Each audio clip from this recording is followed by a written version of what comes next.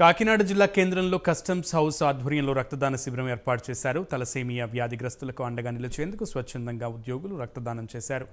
200 మంది రక్తదానం చేయడం ఆనందంగా ఉందని చీఫ్ కమిషనర్ సంజయ్ తెలిపారు. బాధ్యత గల పౌరులు రక్తదానం చేయడానికి ముందుకు రావాలని పిలుపునిచ్చారు. నమస్కారం.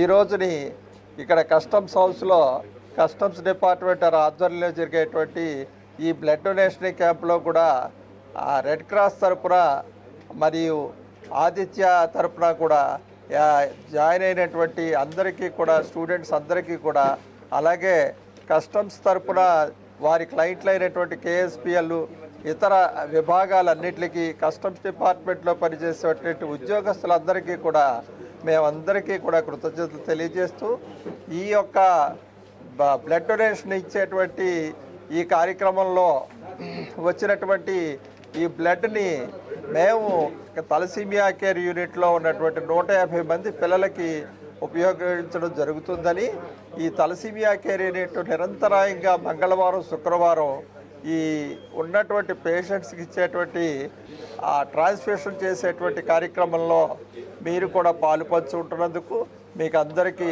కృతజ్ఞతలు తెలియజేస్తూ ఇదే విధంగా మైత్రిని మనం కొనసాగిద్దామని కోరుకుంటూ అనేక సేవా కార్యక్రమాల్లో మీ వెన్నంటే ఉంటామని చెప్తూ మీకు అందరికీ కృతజ్ఞతలు తెలియజేస్తాం. Thank you.